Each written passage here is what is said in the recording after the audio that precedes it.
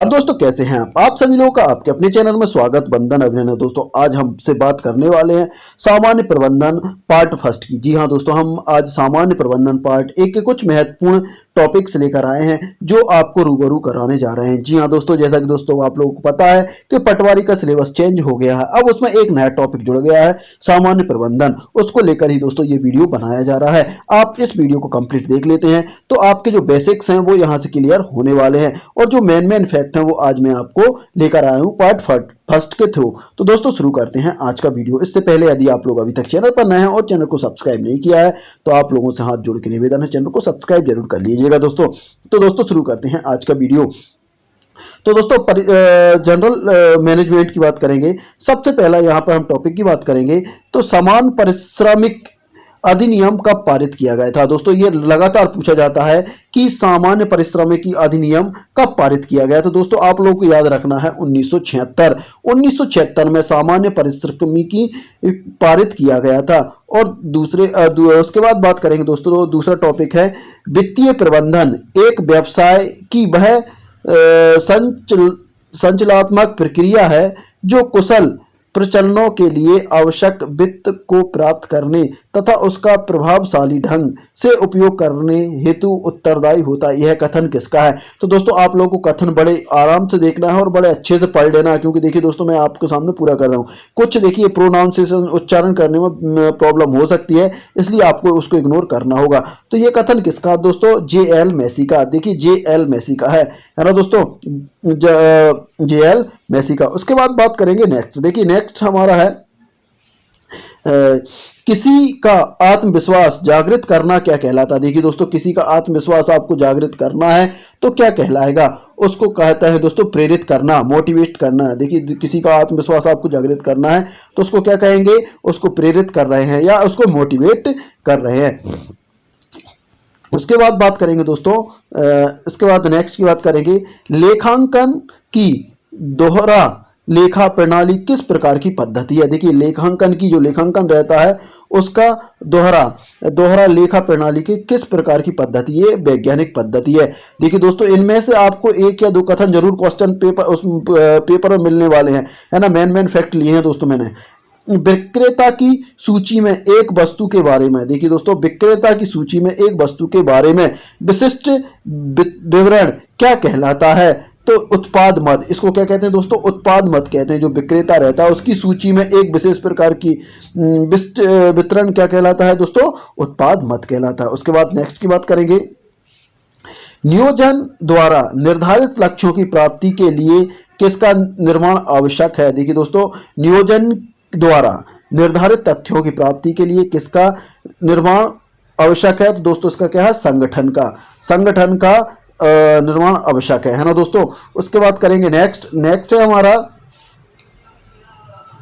वित्तीय विवरण और बही खाते मुख्य रूप से किससे संबंध रखते हैं। तो दोस्तों ये क्या है, वित्तीय लेखन से इनका संबंध होता है दोस्तों। उसके बाद बात करेंगे नेक्स्ट है हमारे पास दोस्तों, नेक्स्ट की बात करेंगे किसी व्यक्ति को उत्पाद विक्रय करवाने के लिए किया गया धन क्या कहलाता है। देखिए दोस्तों किसी उत्पाद को विक्रय कराने के लिए जो धन दिया जाता है उसको क्या कहते हैं दोस्तों, उसको कहते हैं कमीशन। क्या कहते हैं दोस्तों, कमीशन। कार्मिक प्रबंधन किसका नया नाम है। तो दोस्तों कार्मिक प्रबंधन किसका नया नाम है, मानव संसाधन। देखिए मानव संसाधन प्रबंधन का कार्मिक प्रबंधन किसका नया नाम है दोस्तों, मानव संसाधन प्रबंधन का। उसके बाद नेक्स्ट करेंगे यदि राम ने नगद माल बेचा तो प्रविष्ट को कहां रिकॉर्ड किया जाएगा। तो रोकड़ बही में। देखिए दोस्तों यदि राम नगद में माल बेच रहा है तो उसको कहां प्रविष्ट किया जाएगा, रोकड़ बही में। उसके बाद बात करेंगे दोस्तों ध्यान आकर्षण या लालच की कला जो व्यक्ति में किसी कार्य को करने की इच्छा एवं जिज्ञासा उत्पन्न कर दे क्या कहलाती है। देखिए दोस्तों ध्यान आकर्षण या लालच की कला जो व्यक्ति में किसी कार्य को करने की इच्छा या जिज्ञासा उत्पन्न कर दे क्या कहलाती है दोस्तों, अभिप्रेरणा कहलाती दोस्तों। देखिए दोस्तों रिपीट मैं इसलिए कर रहा हूं कि आप लोगों को अच्छे से समझ में आ जाए और आपको याद हो जाए। इसके बाद करेंगे next international public management association for RH का संबंध किससे है? तो दोस्तों आप लोगों को बताना है किस प्रबंधन से है, तो ये मानव संसाधन प्रबंधन थे। इसको जरूर याद रख लेना दोस्तों, इंटरनेशनल पब्लिक मैनेजमेंट एसोसिएशन है ना, फॉर HR का संबंध किससे है, किस प्रबंधन से दोस्तों, मानव संसाधन प्रबंधन से। उसके बाद है न्यूनतम मजदूरी अधिनियम कब पारित किया गया था? तो 1948 में दोस्तों। न्यूनतम, देखिए न्यूनतम मजदूरी अधिनियम कब पारित किया गया था? 1948। देखिए दोस्तों ऐसे क्वेश्चन आएंगे, इसलिए आपको बहुत अच्छे से देखना है वीडियो को। उसके बाद बात करेंगे दोस्तों, अगला बात करेंगे, यदि किसी देय तिथि को अचानक अवकाश हो जाए तो अगली देय तिथि क्या होगी? देखिए दोस्तों, यदि आपको किसी को पैसा देना है और वो पैसा देने के, जैसे मान लो सर आपको मान लो 4 तारीख को पैसा देना है और 4 तारीख को रविवार पड़ जाए, तो आप 5 तारीख को तिथि देंगे, तो वो क्या कहलाता है? वो कहलाता है अगला दिन, अगला दिन कहलाता है दोस्तों। अगला देखते, नेक्स्ट टॉपिक देखेंगे, बालक किसी कार्य को अपनी इच्छा से करता है तो वह कौन सी प्रेरणा होगी? तो दोस्तों वो कौन सी होगी? सकारात्मक प्रेरणा। दोस्तों कौन सी प्रेरणा होगी? सकारात्मक प्रेरणा होगी।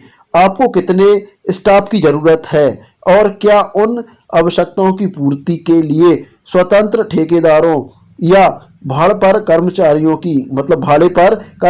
की सेवा लेने की जरूरत है? इसकी पूर्ति कौन करेगा? देखिए इसकी पूर्ति करेगा मानव संसाधन प्रबंधन। मानव संसाधन प्रबंधन, यहाँ आपको कितने लोगों की आवश्यकता है उसकी पूर्ति कौन करेगा? मानव संसाधन प्रबंधन। उसके बाद नेक्स्ट की बात करेंगे, राजनीति चुनौती। देखिए राजनीतिक चुनौती मानव प्रबंधन की किस प्रकार की चुनौती है? देखिए दोस्तों, राजनीतिक चुनौती मानव प्रबंधन की किस प्रकार की चुनौती है?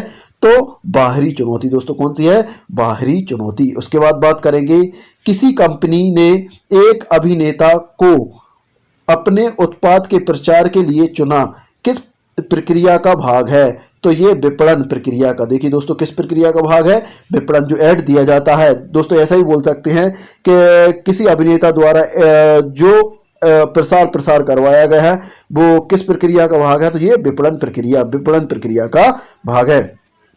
उसके बाद बात करेंगे दोस्तों, नेक्स्ट की बात करेंगे, एक मशीन को खरीदा जाना किस प्रकार का व्यय है? तो ये पूंजी व्यय है दोस्तों, पूंजी व्यय है ना, मतलब पूंजी जब आप व्यय करोगे उसके बाद ही मशीन आएगी। इसके बाद नेक्स्ट की बात करेंगे दोस्तों, नेतृत्व का विशेष सिद्धांत क्या कहलाता है? देखिए नेतृत्व का विशेष सिद्धांत क्या है? नेताओं के जन्मजात लक्षण से संबंधित। देखिए नेताओं के जन्मजात लक्षण से संबंधित है ना दोस्तों। नेतृत्व का सिद्धांत क्या कहलाता है? जो नेता रहते हैं उनमें जन्मजात ही कुछ लक्षण पाए जाते हैं नेतृत्व के।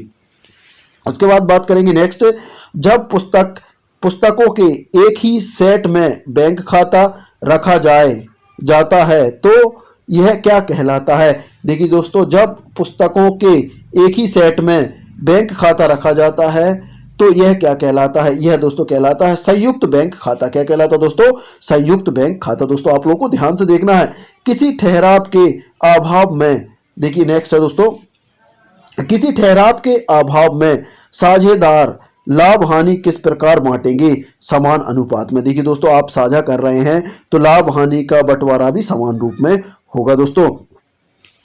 नेक्स्ट की बात करें, किसके द्वारा मानव संसाधन विकास कार्यक्रम बनाए जाते हैं? देखिए दोस्तों, किसके द्वारा मानव संसाधन विकास कार्यक्रम बनाए जाते हैं? संगठन के द्वारा। दोस्तों किसके द्वारा? संगठन के द्वारा। उसके बाद बात करेंगे नेक्स्ट, प्रशिक्षण क्यों महत्वपूर्ण है संगठन के विकास के लिए? प्रशिक्षण क्यों आवश्यक है संगठन के विकास के लिए? बाजार का अवलोकन करना किसका कार्य है? विपणन का। दोस्तों किसका कार्य है? बाजार का अवलोकन करना विपणन का कार्य है।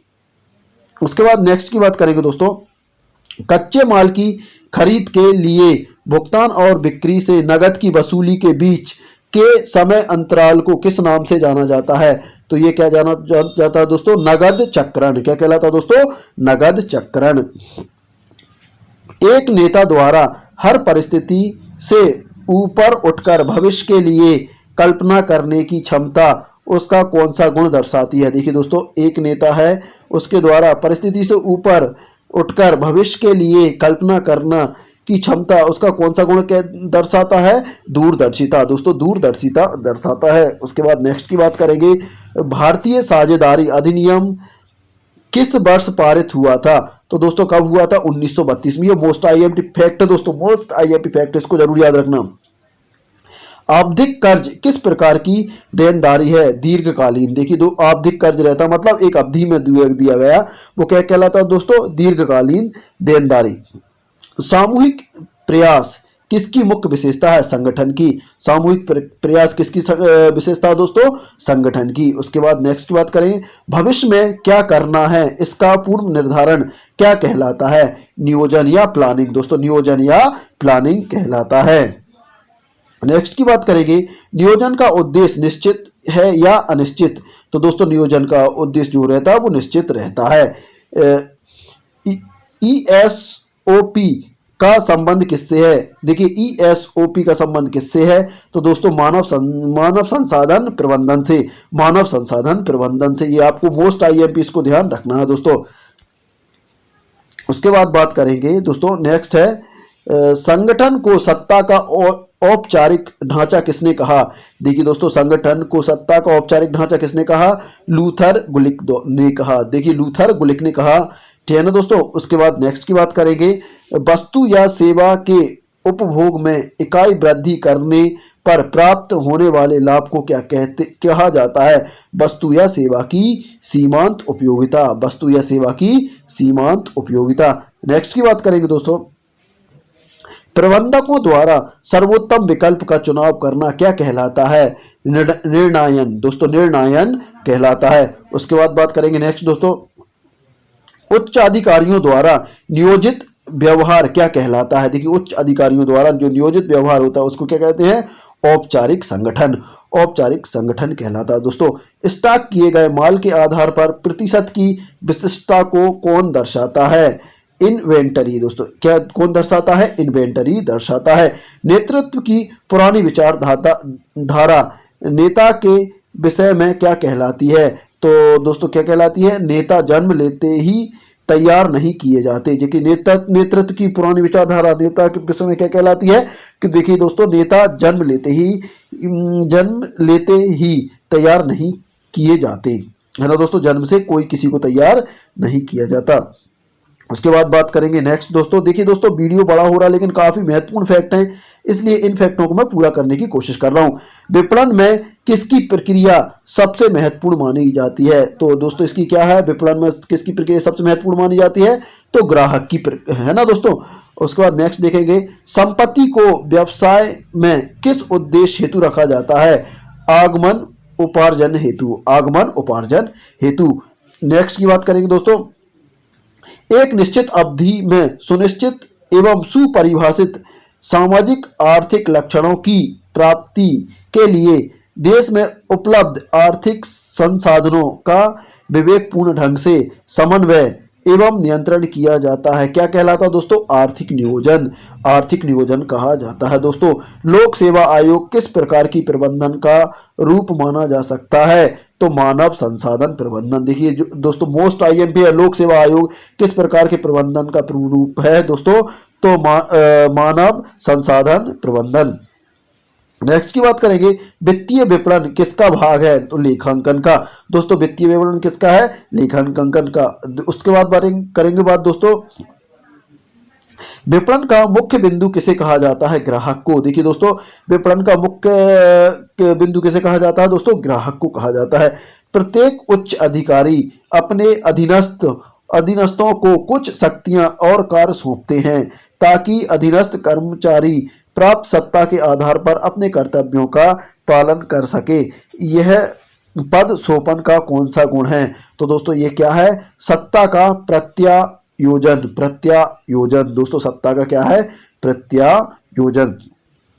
उसके बाद बात करेंगे दोस्तों नेक्स्ट अगले फैक्ट दोस्तों, मकान मालिक को चुकाया गया किराया कहाँ क्रेडिट किया जाता है? तो रोकड़ खाते में। दोस्तों जो मकान मालिक को अपन किराया चुका रहे हैं उसको कहाँ बुक किया जाता है?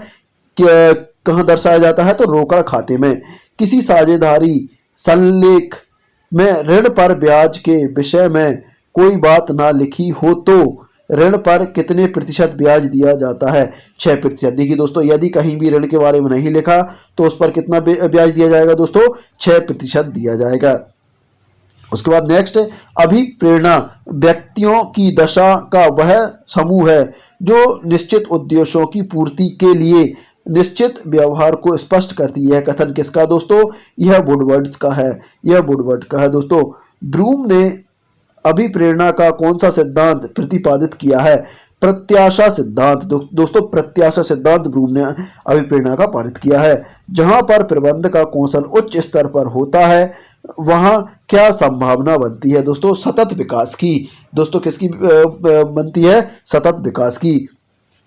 नेक्स्ट देखेंगे दोस्तों, उपभोक्ता संचालित विचारधारा में सर्वोपरि किसे माना गया है? तो दोस्तों इसको उपभोक्ता को सर्वोपरि माना गया है। नौकरशाही सिद्धांत का प्रतिपादन किसने किया? मैक्स ब्रेवर ने। मोस्ट आईएमपी दोस्तों नौकरशाही, देखिए क्वेश्चन आएगा, नौकरशाही सिद्धांत का प्रतिपादन किसने किया? तो मैक्स ब्रेवर ने किया। स्टॉक क्या है? चालू संपत्ति का एक भाग है। स्टॉक क्या है दोस्तों? चालू संपत्ति का एक भाग है। उत्तरदायित्व और प्राधिकार में संतुलन, देखिए प्राधिकार में संतुलन क्यों आवश्यक है? संगठन के उद्देश्यों की प्राप्ति के लिए दोस्तों, संगठन की उद्देश्यों की प्राप्ति के लिए। उसके बाद बात करेंगे दोस्तों, प्रबंध का संबंध किससे है? संगठन के विकास के साथ मानवीय व्यवहार से। देखिए दोस्तों प्रबंध का संबंध किससे है? तो जो संगठन के विकास के साथ मानवीय व्यवहार से है। ख्याति क्या है? एक स्थायी और अमूर्त संपत्ति है। ख्याति क्या है दोस्तों? एक स्थायी और अमूर्त संपत्ति है। खातों के प्रबंधन को क्या कहा जाता है? प्रबंधकीय लेखांकन। देखिए जो खाते रहते हैं उसके प्रबंधन को क्या कहा जाता है? प्रबंधकीय लेखांकन। किसी कर्मचारी का वेतन रोकना किस प्रकार का अभिप्रेरणा में आता है? ऋणात्मक अभिप्रेरणा। देखिए दोस्तों किसी का मान लीजिए अपन वेतन रोक रहे हैं तो किस में आएगा दोस्तों? ऋणात्मक अभिप्रेरणा में। देखिए दोस्तों ऐसे ही क्वेश्चन आने वाले हैं, इसलिए आपको ध्यान से देखना है वीडियो को। उसके बाद बात करेंगे दोस्तों अगला, सभी पक्षकारों को वास्तविक परिणाम से अवगत कराना किसका उद्देश्य है? तो लेखांकन का। दोस्तों जो सभी पक्षकार हैं उनको वास्तविक परिणाम अवगत कराना क्या कहलाता है? लेखांकन। अंश शेयर कितने प्रकार के होते हैं? दो प्रकार के, है ना दोस्तों। अंश शेयर कितने प्रकार के होते हैं? दो प्रकार के होते हैं। समता या साधारण अंश वे अधिमान, है ना, पूर्वाधिकार अंश। इसके बाद नेक्स्ट है दोस्तों, प्रशासन के ढांचे का निर्माण किस प्रकार की प्रणाली द्वारा होता है? तो पद सोपन प्रणाली द्वारा। देखिए जो प्रशासन है, प्रशासन के ढांचे का निर्माण किस प्रकार की प्रणाली द्वारा होता है? तो दोस्तों क्या है? पद सोपन प्रणाली द्वारा। इसके बाद नेक्स्ट की बात करेंगे दोस्तों। नेक्स्ट है, उर्बिक के अनुसार संगठन के कितने सिद्धांत है? तो देखिए याद रखना दोस्तों मोस्ट आईएमपी 8 सिद्धांत हैं, है ना। उर्बिक के अनुसार संगठन कितने सिद्धांत है? 8 सिद्धांत है। लूथर गुलिक के अनुसार संगठन के कितने सिद्धांत हैं? तो इसके अनुसार 10 हैं। देखिए गुलिक के अनुसार 10 हैं, उर्बिक के अनुसार 8 हैं। उसके बाद किसी लक्ष्य अथवा लक्ष्यों के समूह की ओर निर्देशित क्रियाओं के संतुलन बनाए रखना क्या कहलाता है दोस्तों? नियंत्रण कहलाता है। नियंत्रण कहलाता है। सामाजिक मनोवैज्ञानिक संगठन किस प्रकार के संगठन है? अनौपचारिक संगठन। अनौपचारिक संगठन है दोस्तों। रचनात्मक कार्यात्मक संगठन किस प्रकार के संगठन का भाग है दोस्तों? औपचारिक संगठन का भाग है ना दोस्तों, औपचारिक संगठन के। नेक्स्ट, संगठन का कार्य है कर्मचारियों की व्यवस्था करना ताकि कार्य और उत्तरदायित्व के उचित विभाजन द्वारा निर्धारित उद्देश्यों को सरलतापूर्ण प्राप्त किया जा सके। किसका कथन है दोस्तों? जॉन एम गॉस का। नकारात्मक अभिप्रेरणा का उद्देश्य क्या है? भय से अभिप्रेरित करना।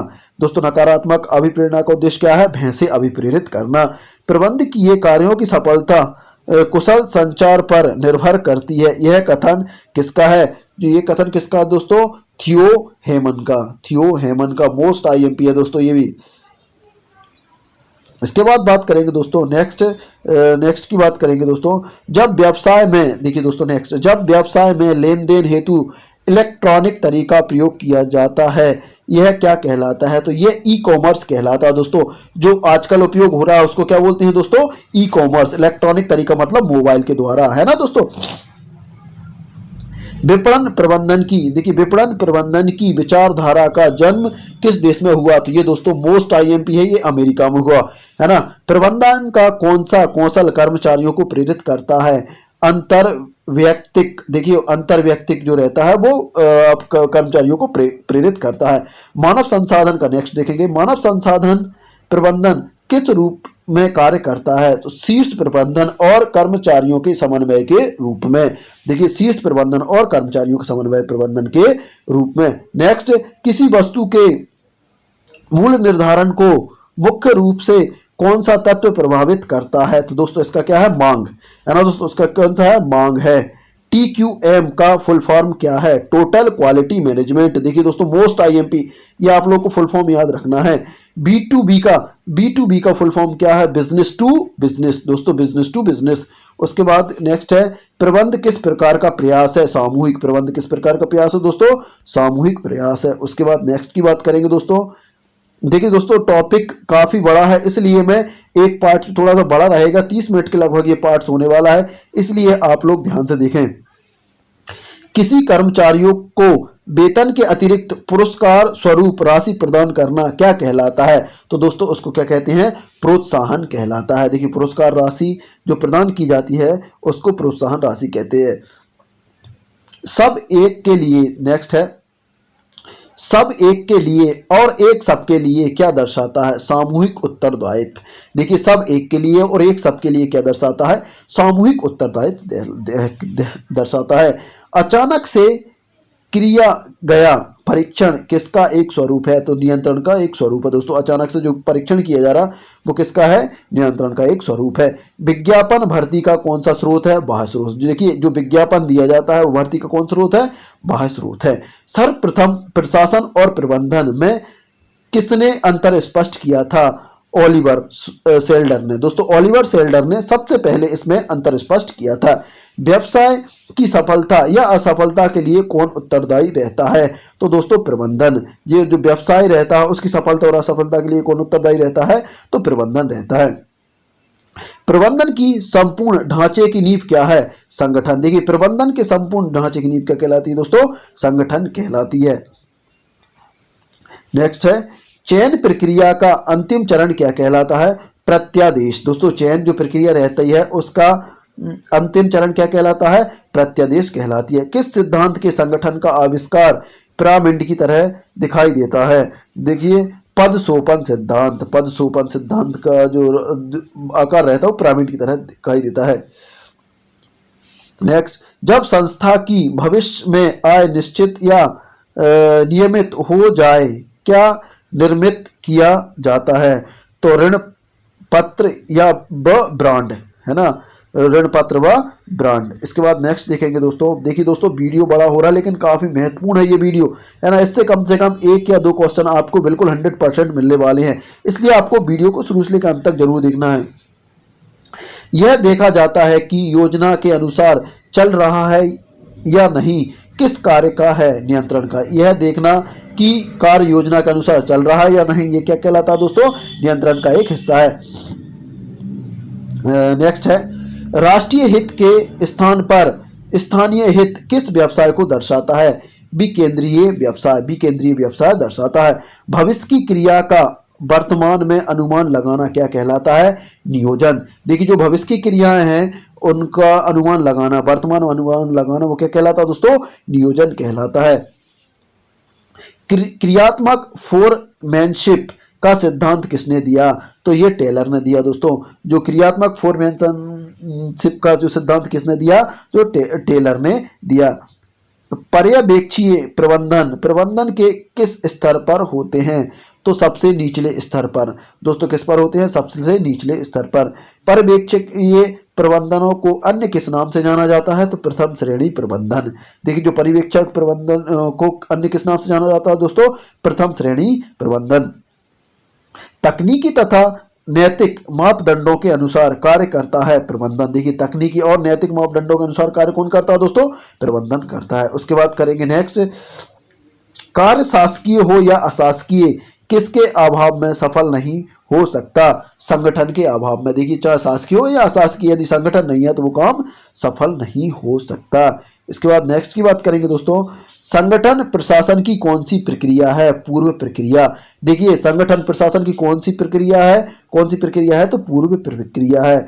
किसी संगठन के निर्माण के सॉरी किसी संगठन के निर्णय के केंद्र जितने कम होंगे वह उतना ही अधिक क्या माना जाएगा? केंद्रीकृत संगठन। उसके बाद नेक्स्ट देखेंगे, अधीनस्थों का पथ प्रदर्शन क्या कहलाता है? मार्गदर्शन। देखिए दो अधीनस्थों का हम पथ प्रदर्शन करते हैं उसे क्या कहते हैं दोस्तों? मार्गदर्शन। किसी भी कार्य को सुचारू रूप से संपन्न करने के लिए क्या आवश्यक है दोस्तों? संगठन, है ना, संगठन आवश्यक है। समन्वय करना किसके कार्यों में सम्मिलित है? तो ये प्रबंधन के लिए। प्रबंधन किसी संस्था, व्यक्ति, देश या समाज तक सीमित नहीं है। यह प्रबंधन की कौन सी विशेषता है? सार्वभौमिक विशेषता। दोस्तों कौन सी विशेषता है? सार्वभौमिक। उसके बाद नेक्स्ट,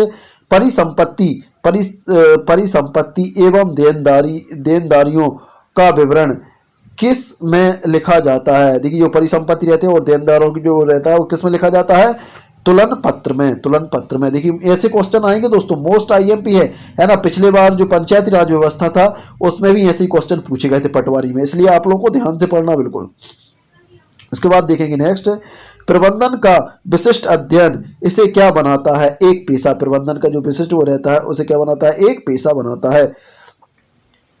उसके बाद नेक्स्ट देखेंगे, चुने हुए विकल्पों में से किसी एक के संबंध में निर्णय करना क्या कहलाता है? देखिए दोस्तों यदि आपको विकल्प चुनना है उसमें निर्णय करना है तो क्या?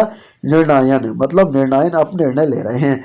नेतृत्व की कल्पना किसके अभाव में कठिन है? तो अनुयायियों के अभाव में कठिन होती है दोस्तों। प्रशिक्षण से किस में वृद्धि होती है? मनोबल में वृद्धि होती है दोस्तों। भावी कर्मचारियों की खोज किस प्रक्रिया में मानी जाती है? भर्ती प्रक्रिया में मानी जाती है दोस्तों।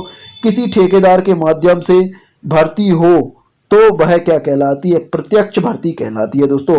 क्या प्रबंध प्राकृतिक विज्ञान की भांति एक निश्चित विज्ञान है या नहीं? तो यह एक निश्चित विज्ञान नहीं है दोस्तों। प्रधानमंत्री कार्यालय किस प्रकार का अधिकरण माना जा सकता है? तो स्टाफ अधिकरण। दोस्तों किस प्रकार का अधिकरण माना जाता है?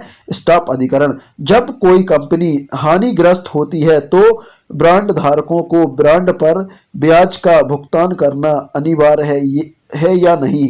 तो अनिवार्य है दोस्तों, ये अनिवार्य होता है। इसके बाद नेक्स्ट देखेंगे दोस्तों, नेक्स्ट है और इसके बाद दोस्तों ये लास्ट है, इसके बाद हम वीडियो खत्म करेंगे, इसलिए आपको ध्यान से देखना। निर्देशन के किस सिद्धांत के अनुसार कर्मचारियों को निर्देशन केवल एक वरिष्ठ अधिकारी से प्राप्त होना चाहिए? एकात्मकता का सिद्धांत के अनुसार। नेक्स्ट दोस्तों, पदोन्नति को रोकना किस प्रकार का अभिप्रेरण का हिस्सा है? तो दोस्तों ये नकारात्मक अभिप्रेरण। देखिए यदि आप पदोन्नति रोक रहे हैं तो ये नकारात्मक अभिप्रेरण होता है। विभिन्न वित्तीय आंकड़ों का तुलनात्मक प्रस्तुतिकरण क्या कहलाता है? तो वित्तीय विवरण का विश्लेषण। वित्तीय विवरण का विश्लेषण। लोक लेखा समिति किस प्रकार की समिति है? मोस्ट आईएमपी दोस्तों, ये नियंत्रक समिति है दोस्तों। लोक लेखा समिति किस प्रकार की है? नियंत्रक समिति है। लोक लेखा समिति किस पर नियंत्रण रखती है? तो सार्वजनिक वित्त पर। देखिए सार्वजनिक लोक लेखा जो समिति रहती है वो सार्वजनिक वित्त पर रखती है। प्रबंधकों के प्रशिक्षण एवं विकास में कौन सहायक है? संगठन सहायक है दोस्तों। प्रबंधकों के प्रशिक्षण एवं विकास में कौन सहायक है? संगठन सहायक है। जहां लेखा कर्म समाप्त हो जाता है वहां क्या आता है? तो अंकेक्षण आता है। अंकेक्षण आता है दोस्तों। अनौपचारिक संगठन में सत्ता का प्रभाव किस ओर चलता है? नीचे से ऊपर की ओर दोस्तों, नीचे से ऊपर की ओर चलता है। उसके बाद देखेंगे नेक्स्ट दोस्तों,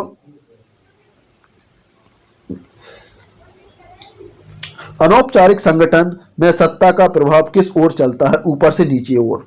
देखिए अनौपचारिक में जो संगठन है तो उसमें नीचे से ऊपर की ओर, औपचारिक में ऊपर से नीचे की ओर। सत्ता का एक स्थान पर सिमट कर न रहना बल्कि इसका हस्तांतरण होना क्या कहलाता है? सत्याप्रत्यायोजन। सत्याप्रत्यायोजन। तो दोस्तों ये आज के महत्वपूर्ण फैक्ट थे और ये वीडियो आप लोगों को काफी महत्वपूर्ण होने वाला। जिन लोगों ने शुरू से लेकर अंत तक वीडियो को देख लिया दोस्तों, इसमें से कम 1 से 2 क्वेश्चन आप लोगों को मिलने वाले हैं दोस्तों। काफी महत्वपूर्ण वीडियो है दोस्तों। यदि आप लोगों को समझ में आ गया है दोस्तों तो बिल्कुल आप इसके IMP नोट्स भी बना सकते हैं दोस्तों। साथ ही दोस्तों यदि आप लोग अभी तक चैनल पर नए हो, चैनल को सब्सक्राइब नहीं किया है तो दोस्तों सब्सक्राइब जरूर करके जाएं। और दोस्तों मोस्ट IMP फैक्ट हैं, ये फैक्ट काफी मेहनत से बनाए हुए हैं, इसलिए दोस्तों वीडियो पर बने रहना और चैनल को सब्सक्राइब करते रहना। तो दोस्तों मिलते हैं अगले वीडियो में, तब तक के लिए जय हिंद, जय भारत।